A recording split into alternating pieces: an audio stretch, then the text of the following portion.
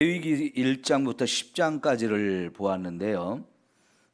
이제 그 레위기의 말씀을 우리가 더 잘 알기 위해서, 그리고 레위기의 말씀이 왜 우리에게 필요했는지, 또 그 레위기의 말씀이 예수님을 통해서 어떻게 성취되는지, 이런 것들을 좀 보는 것이, 확인하는 것이 너무너무 중요합니다. 그래서 이 히브리서의 말씀을 우리가 보게 되는데, 히브리서의 말씀을 전에도 우리가 한번 봤습니다마는, 이제 레위기의 말씀을 보고 나서 이 말씀을 다시 한번 보게 되면 레위기와 히브리서가 얼마나 이렇게 잘 연결이 되어져 있는지도 알게 될 것이고요.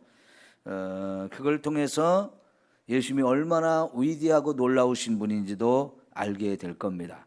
자, 그래서 이제 오늘부터 레위기서를 보게 되는데, 어떤 부분은 깊이 들어갈 것이고요, 어떤 부분은 좀 간단하게 정리하고 이렇게 지나갈 것입니다. 그래서 전에 우리가 히브리서를 볼 때처럼 뭐 자세하게 길게 하지는 않을 거고요. 이제 부분 이렇게 정리하도록 하겠습니다. 우선 히브리서 1장 1절부터 3절까지 오늘 말씀을 보았는데요. 자, 1절 말씀을 보면, 옛적의 선지자들을 통하여 여러 부분과 여러 모양으로 우리 조상들에게 말씀하신 하나님이 그랬어요. 하나님이 옛날부터 우리 조상들에게 말씀을 해 오셨는데, 2절에는 마지막 날에는 아들을 통해서 우리에게 말씀하셨다 그랬어요. 자, 여러분, 하나님은 우리에게 말씀하시는 하나님이라고 말하는 거죠. 말씀하시는 하나님. 그런데 하나님이 직접 말씀하신 것이 성경에 나오기도 하지만, 사실은 하나님께서 구약시대에는 많은 선지자들을 통해서 저와 여러분에게 말씀을 해 주셨어요. 그리고 신약시대에는 예수님, 하나님의 아들인 예수님을 통해서 하나님이 저와 여러분에게 말씀을 하셨다는 겁니다. 자, 말씀하시는 하나님, 이 하나님의 말씀을 우리가 뭐라고 배웠죠?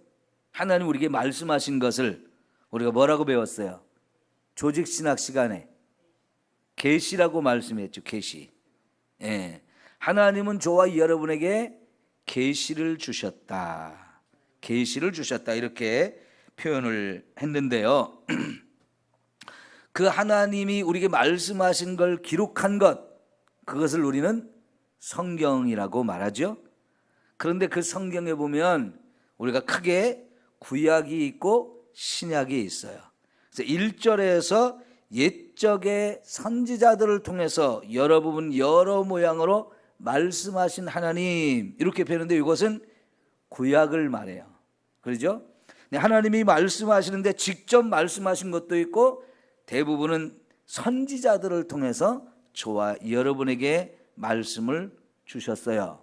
그런데 시대가 바뀌면서 신약 시대가 되니까 예수님께서는 선지자들을 통해서 말씀하시지 아니하고 누구를 통해서 우리에게 말씀하셨다고요? 하나님의 아들인 예수님을 통해서 저와 여러분에게 말씀을 해 주신 분입니다.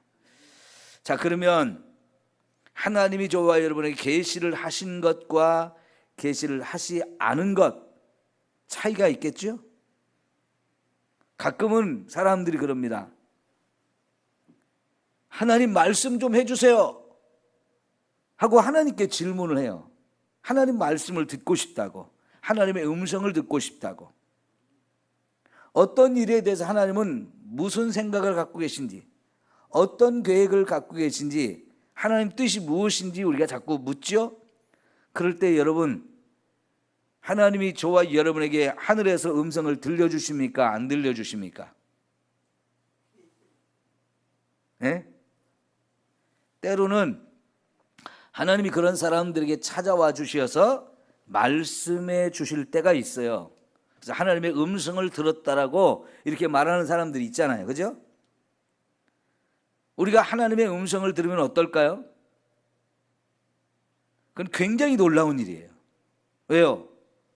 첫째는 하나님이 계시다는 확실한 증거잖아요. 우리가 하나님이 우리 눈으로 보이지 않기 때문에 하나님이 계시냐 안 계시냐 이런 걸 자꾸 의심하기도 하고 쓸데없는 생각도 합니다. 그런데 하나님의 음성이 내가 들었어요. 그러면 더 이상 하나님에 대해서 의심하지 않죠. 하나님 분명히 계시는구나, 살아계신 분이구나 라고 이제 우리가 확실하게 믿게 돼요.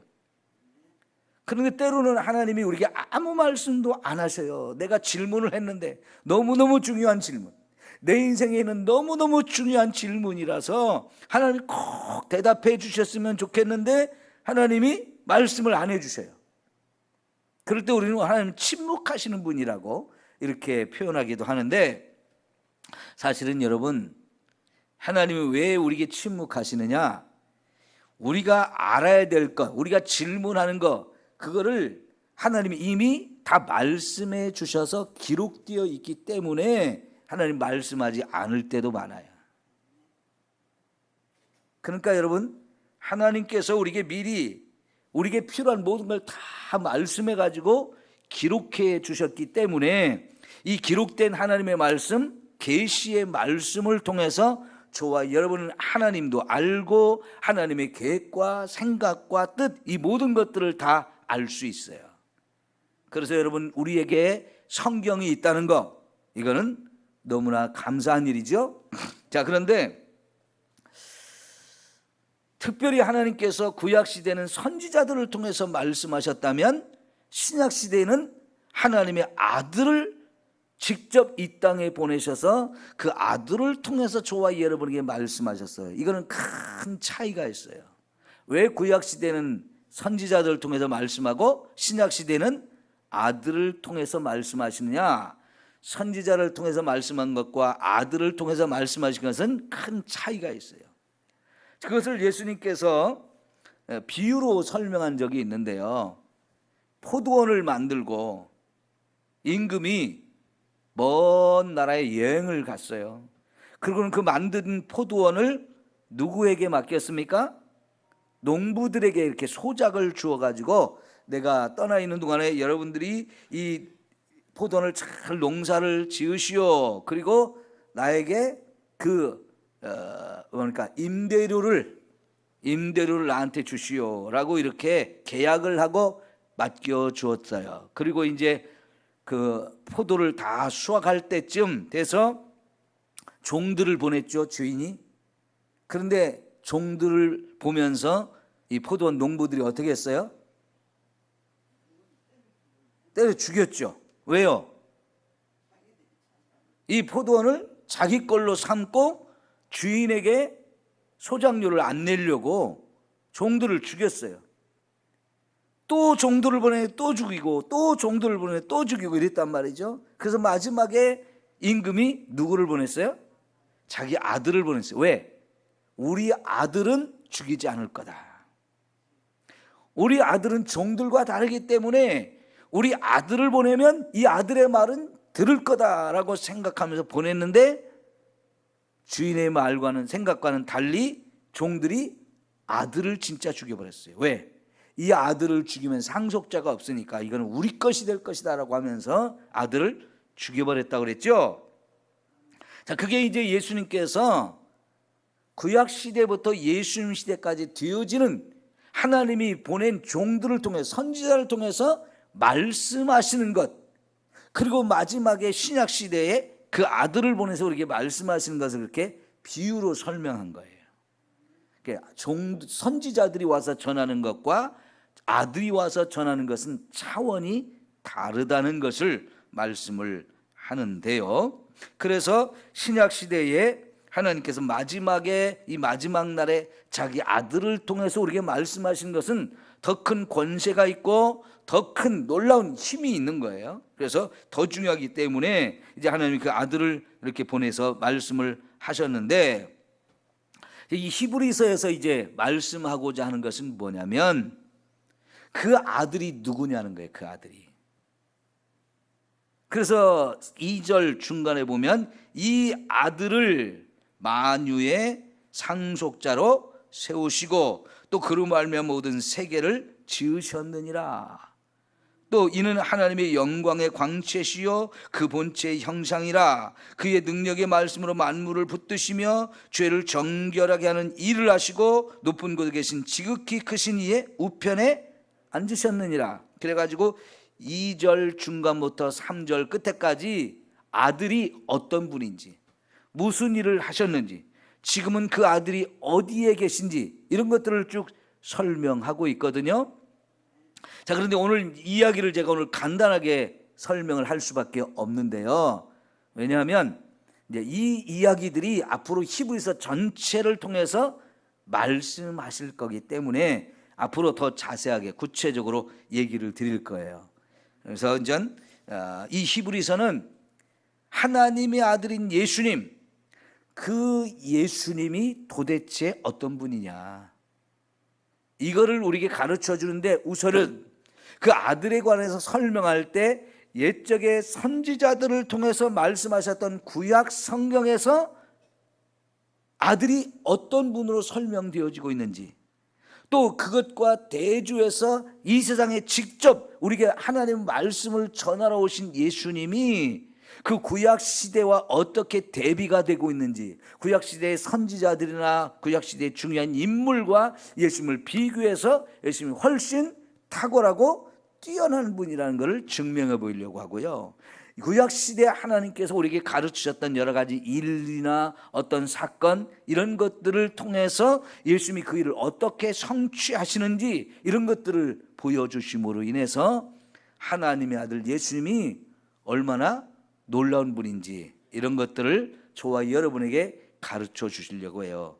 그 중에서 이 히브리에서 가장 중점적으로 설명하고 있는 그 부분이 뭐냐면, 우리가 지금까지 보았던 레위기 1장부터 10장까지 제사와 제사장에 관한, 제사 드리는 것과 제사장에 관한 이야기를 가지고 히브리에서 가장 많이 지금 인용해서 우리에게 설명해 준단 말이죠. 그래서 레위기 10장까지 공부한 지금 우리가 히브리서를 다시 보게 되면 지금까지 보았던 레위기의 말씀이 정확하게 이제 신약 성경과 연결이 되고 예수님과 연결이 되어지는 것을 우리가 확인해 볼 수 있게 되어지는 거예요. 그래서 이제 이 히브리서를 살펴보는 것이 너무너무 중요한데, 자, 우선 이 아들에 관한 이야기를 2절 중간부터 이 아들을 만유의 상속자로 세우셔고 그랬어요. 만유의 상속자, 이게 뭐냐면 하나님이 창조하신 모든 것, 그죠? 하나님이 창조한 하늘과 땅을 창조하셨다고 그랬죠. 그 천지를 창조하셨느니라 했을 때 하늘과 땅도 창조하고 하늘에 있는 것, 땅에 있는 모든 것도 다 그 하나님이 창조하셨어요. 그런데 그걸 누구에게 주셨다는 거예요? 아들 되시는 예수님께 주셨다는 거예요. 예수님이 상속하셨다, 소유하셨다. 예수님이 그 모든 것의 주인이다 하는 거예요. 여러분, 그러면 하나님이 창조하신 것 중에 하나가 저와 여러분이죠. 우리들 한 사람 한 사람이 다 누가 주인이라고요? 예수님이 주인이셔요. 여러분, 예수님에게 하늘과 땅의 모든 권세를 다 주셨다고 그랬죠. 마태복음 28장에, 그죠? 하늘과 땅의 모든 권세를 나에게 주셨다, 그런 말씀을 하셨는데, 그러니까 예수님은요, 창조된 이 모든 것을 하나님께서 예수님에게 주셨고, 그것을 소유하며 그걸 다스리는 어마어마한 권세까지 다 주셨어요. 그래서 예수님이 만유의 상속자가 되십니다. 그리고 또 그로 말미암아 모든 세계를 지으셨느니라. 그러니까 원래는 이게 바꿔서 얘기해야 되는데 순서를 좀 뒤집어 가지고 예수님이 이 세상 모든 하나님이 창조하신 만물의 상속자, 소유자, 주인, 통치자, 이런 의미로 말씀을 한 다음에, 그런데 그 모든 만물이 누가 만들었느냐? 하나님이 만드셨는데 누구를 통해서 만들었다고요? 그로 말미암아 모든 세계를 지으셨느냐 그랬어요. 예수님으로 말미암아 지으셨다는 거예요. 그러니까 하나님이 세상을 창조하실 때 예수님도 함께 창조하신 거예요. 우리가 태초에 하나님이 천지를 창조하시니라 라고 말했을 때 그 하나님, 그죠? 태초에 하나님이 천지를 창조하셨다 그렇게 말씀할 때 요 하나님, 그 하나님 속에 아버지 하나님도 계시고 아들 하나님도 계시고 성령 하나님도 계셔요. 근데 그 모든 걸 창조하실 때 주권을 누가 가지셨느냐? 하나님 아버지가 가지셨지만 그 하나님의 계획대로, 아버지의 모든 계획과 뜻대로 천지를 창조하시는데 누구로 말미암아 지어졌다고요? 아들 되시는 예수님으로 말미암아 지어졌다. 그래서 요한복음 1장에 보면 한번 찾아볼까요? 요한복음 1장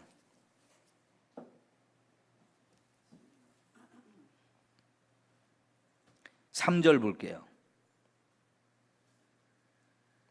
2절 3절 봅시다. 그가 태초에 하나님과 함께 계셨다 그러죠. 하나님과 함께 계셨어요.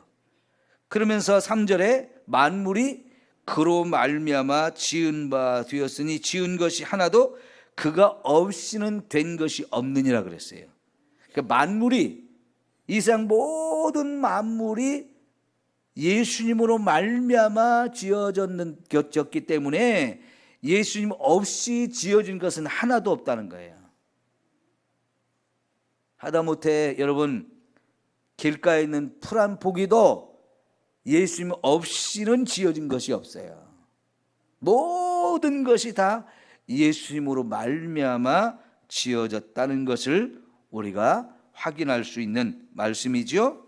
자, 그러니까 여러분 하나님이 세상을 창조할 때 예수님도 함께 창조하셨고, 특별히 하나님은 그 아들을 통해서 이 세상 모든 만물을 창조하셨기 때문에 이 세상 모든 만물을 아들 되신 예수님께 상속자가 되게 해서 소유자가 되게 하셨다는 거지요.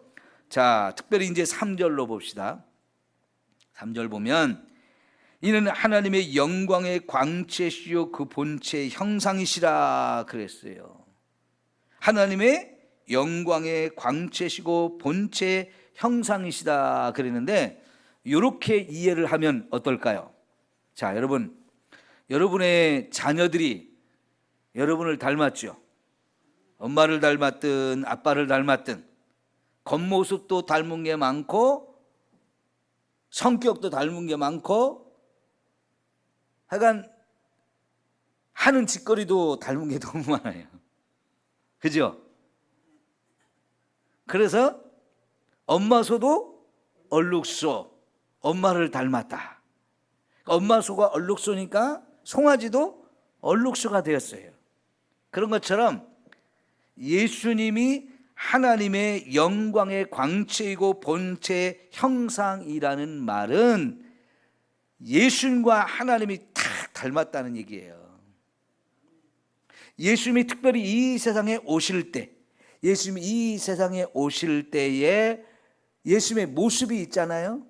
예수님의 인격, 예수님의 성품, 예수님이 하시는 일, 그 모든 일이 다 누구를 닮았다? 하나님 아버지를 닮았다는 뜻이에요. 그러니까 예수님을 보면 하나님을 볼 수가 있는 거예요. 그래서 예수님이 나를 본 자는 아버지를 본 것이라고 이렇게 표현을 하셨잖아요. 그죠? 예. 여러분, 그러니까 예수님은 하나님 아버지 안에 계시고 또 하나님 아버지는 예수님 안에 계셔가지고 예수님을 보면 우리는 하나님을 본 거예요. 근데 그것이 어떻게 우리가 그걸 알 수 있느냐? 예수님이 하나님 아버지를 다 닮았어요. 그래서 아버지의 영광의 광채다 그랬어요.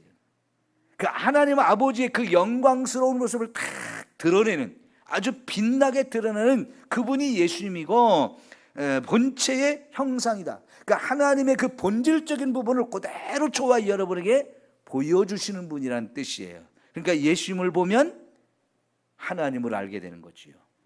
그래서 예수님과 하나님은 너무나 똑 닮으신 분이라는 거. 그렇고 그 다음에 그의 능력의 말씀으로 만물을 붙드시다. 예수님은 예수님의 말씀이 천지를 창조하던 말씀이기 때문에 그 만든 모든 만물을 지금도 그분이 붙들고 계시다는 거예요. 붙들고 계시다는 얘기는 통치하시고 다스리고 계시다는 뜻이에요. 자, 여러분, 우리가 지금 이 눈에 보이는 모든 것들이 처음 여기에 있을 때보다 시간이 지나서 낡아진 것들이 많죠. 그죠? 참 낡아진 것이 많아요. 왜 그렇습니까? 시간이 지나면서 닳아 없어지기도 하고 부서지기도 하고 뭔가 흠이 자꾸 생기기도 하고 그러죠?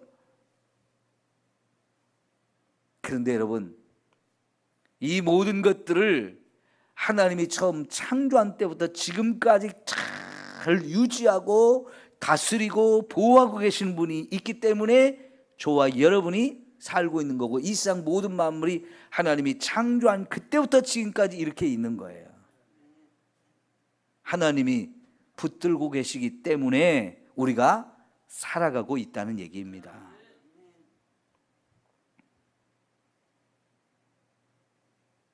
자, 여러분, 제가요 공을 이렇게 실로 묶어 가지고 여기 이렇게 들고 있다고 한번 생각해 보세요. 그러면 공이 줄에 묶여서 이렇게 여기 떠 있겠죠? 근데 그걸 붙들고 있는 제 손이 시간이 지나면 피곤해져요, 안 피곤해져요? 피곤하죠.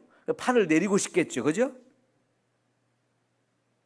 그럼 팔을 내리면 여기 있던 공은 제자리에 있을 수가 없어요.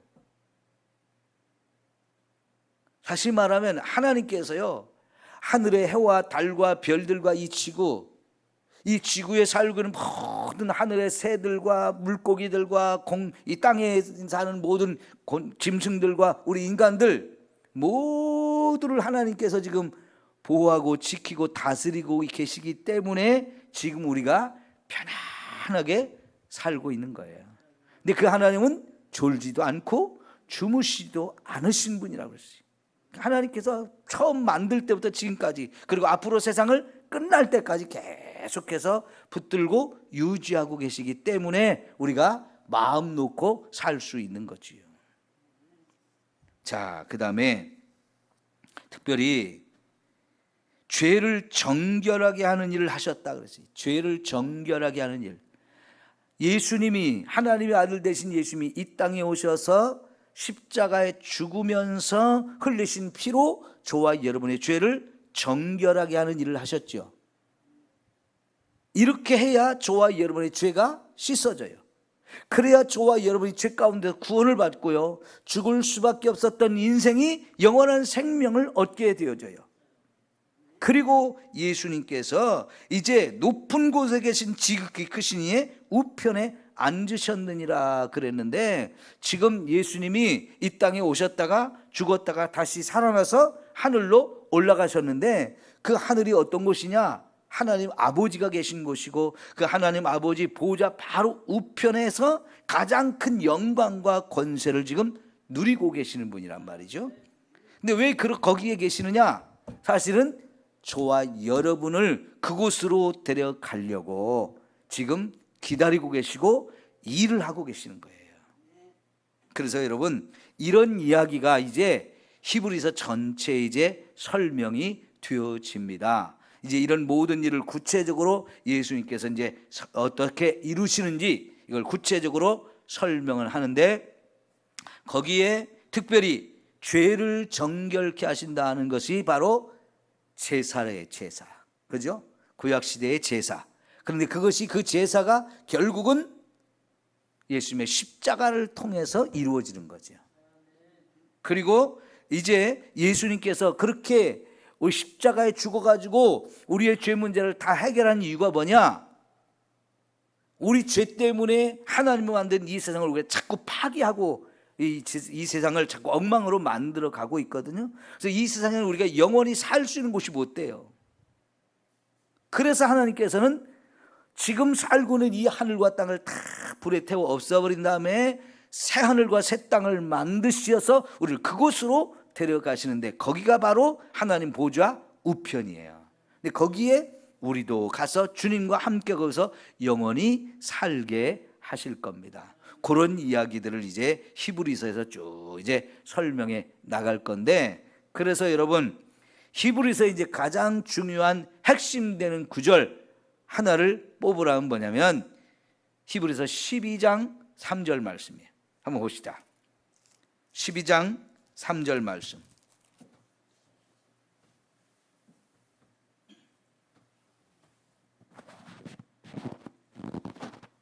자, 찾으셨죠? 자, 같이 읽겠습니다. 시작. 2절. 죄송해요. 시작. 믿음의 주요 또 온전케 하시는 이인 예수를 바라보자. 여러분, 뭘 하자고요? 예수를 바라보자라는 거예요. 저와 여러분의 목표, 저와 여러분의 소망 다 예수님에게 있어요. 우리의 모든 것을 예수님께 걸라는 거예요. 그분만 바라보고 그분만 붙들고 그분만 따라가고 예수님이 나의 전부가 되어야 한다는 거예요. 예? 예수님이 지금 어디에 계시다고요? 하나님 보좌 우편에 계셔요. 바로 거기 계신 예수님을 우리가 바라보면서 나도 거기 가게 하옵소서. 나도 거기서 하나님과 영원히 함께 살게 하옵소서. 나도 거기서 지극히 영광스러운 모습으로 변화시켜 주옵소서. 이게 우리들이 예수님을 믿으면서 이 땅에서 우리의 목표예요. 믿음의 주님이 되시고 우리의 우리를 온전케 하실 예수님, 그 예수님을 바라보는 것이 이 히브리서에 제일 중요하다는 얘기예요. 1장 1절부터 3절까지 그 아들에 관한 이야기를 쭉 간단하게 핵심적인 부분만 말씀하시고 나서 이제 나머지 부분에서 그 아들이 어떤 일을 하셨는지 어떤 분인지 이런 것들을 구체적으로 설명하고 난 다음에 마지막으로 이 예수를 바라보라는 거예요. 이 예수를 우리가 믿고 이 예수가 우리를 온전케 하신다는 거예요. 그 예수님만 바라봐라. 그 예수님만 믿고 따라가라. 그 예수님이 계신 곳에 너가 있기를 사모하라 하는 거예요. 자, 이 예수님 이제 히브리서를 통해서 더 구체적으로 우리가 알아가야 하겠습니다. 기도합니다.